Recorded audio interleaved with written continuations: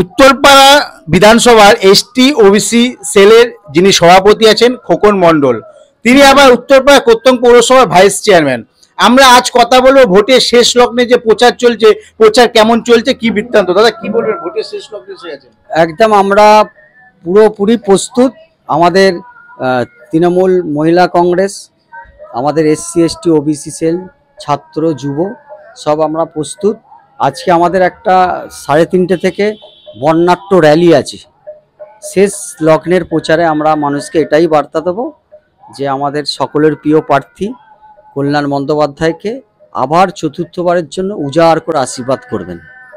আপনি কি মনে হয় যে এইবারে যে ভোট, এই ভোটে তো কল্যাণ ব্যানার্জি 3 বারের এমপি, এবারে ভোটে কতটা মার্জিন বাড়বে?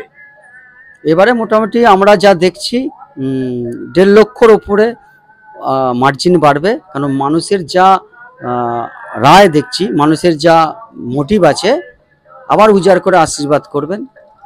এবং মমতা বন্দ্যোপাধ্যায়, অভিষেক বন্দ্যোপাধ্যায়ের সেই প্রার্থী, স্নেহধন্য প্রার্থী কল্যাণ বন্দ্যোপাধ্যায়কে একমাত্র কণ্ঠস্বর, প্রতিবাদী কণ্ঠস্বর দিল্লির পার্লামেন্টে এবং বিশিষ্ট আইনজীবী সেই কল্যাণ বন্দ্যোপাধ্যায়ের অবশ্যই আমরা আবার তাকে প্রতিবাদী কণ্ঠস্বর হিসেবে দিল্লির পার্লামেন্টে আমরা সবাই দেখতে পাবো। একদম সঠিক, এইটাই আমরা মানুষের কাছে বার্তা দিচ্ছি যে মোদী সরকার লড়াই শুরু করেছে তার গরিব মানুষদের বিরুদ্ধে। 100 দিনের টাকা আটকে দিয়েছে, আবাস যোজনার টাকা আটকে দিয়েছে, কিন্তু voice of Bengal, voice of India Kalyan Bandyopadhyay এটা, এবং অভিষেক বন্দ্যোপাধ্যায় আমাদের প্রধান সেনাপতি।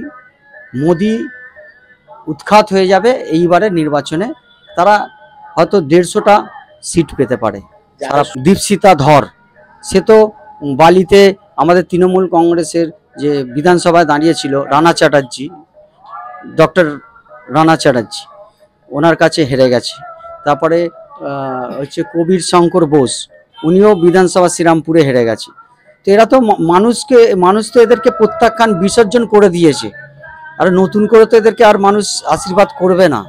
অবশ্যই আমাদের যেহেতু দিদি মমতা বন্দ্যোপাধ্যায় লক্ষ্মী ভাণ্ডারে এসসি এসটি ওবিসিদের, এসটি এসসিদের 1200 টাকা করে করেছে, ঠিক আছে। কারণ হচ্ছে উনি জানেন যে এই জাতিবর্গগুলো আর্থিকভাবে বা শিক্ষাগতভাবে সমস্ত দিক দিয়ে পিছিয়ে পড়েছে, তাই তাদেরকে মূল স্রোতে সামনের সারিতে নিয়ে আসতে হবে। জেনারেল কাস্টের মতো সমসাময়িক তারা সব কিছুতে প্রতিযোগিতা করবে, এই চিন্তা ভাবনা সত্যি অভিনব। এটা আমরা স্যালুট জানাই দিদিকে। অবশ্যই পায়, অবশ্যই পায়। শুধু লক্ষ্মী ভাণ্ডার নয়, এসসি এসটিদের স্পেশাল করে যে ভাতা আছে, পেনশন আছে, সেটাও কিন্তু সবাই পায়। আমাদের ওয়ার্ড বলুন, উত্তরপাড়া শহর বলুন বা পশ্চিমবঙ্গ বলুন, সব জায়গায়। তাহলে কি বলা যেতে পারে লক্ষ্মীর ভাণ্ডারের ভোট হবে? লক্ষ্মীর ভাণ্ডার তো অবশ্যই ভোট হবে, কারণ লক্ষ্মীর ভাণ্ডার একটা এমন একটা প্রকল্প যেটা মানুষের প্রতিদিনে কাজে লাগে।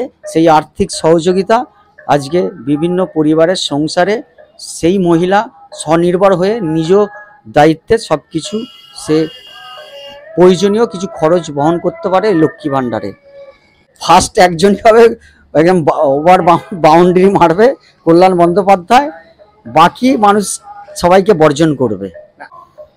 এটাই বার্তা দেবো যে আজকে ভারতবর্ষের অনেক সরকার এসছে, পশ্চিমবঙ্গে অনেক সরকার এসছে, মমতা বন্দ্যোপাধ্যায়ের গভর্নমেন্টই একমাত্র এসসি এসটিদের জন্য ভাবনা চিন্তা করেছে।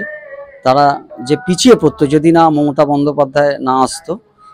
তো সমস্ত এসসি এসটি যারা আছেন তাদেরকে আমি এইটাই বার্তা দেবো যে আপনাদের একটাই নেত্রী, একটাই ভরসা, একটাই বিশ্বাস, একটাই পরিবর্তন আনতে পারে, ভারতবর্ষের পরিবর্তন আনতে পারে, একদম চূড়ান্ত শিখরে আপনার সম্মানকে পৌঁছে দিতে পারে। তার নাম জননেত্রী মমতা বন্দ্যোপাধ্যায়, প্রধান সেনাপতি অভিষেক বন্দ্যোপাধ্যায়। না না, গ্যাসের দাম তো অলরেডি বিজেপি সরকার আসার আগে 450 ছিল, ঠিক আছে, সেটা এখন 1000-এর বেশি হয়ে গেছে, ঠিক আছে। সমস্ত যা নিত্য প্রয়োজনীয় জিনিস ছিল, পেট্রোল, ডিজেল, গ্যাস বলুন, যা ছিল তার 50%-এর ওপরে আজকে 2024-এ বেড়ে গেছে। বেড়ে তো গেছেই, আবার নতুন করে বাড়াবে।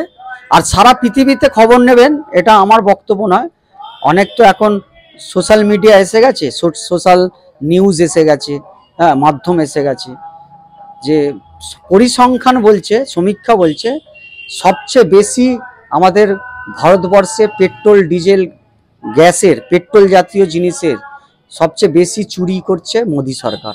ক্যামেরায় দীপের সঙ্গে প্রসেনজিৎ, হিন্দুস্তান টিভি।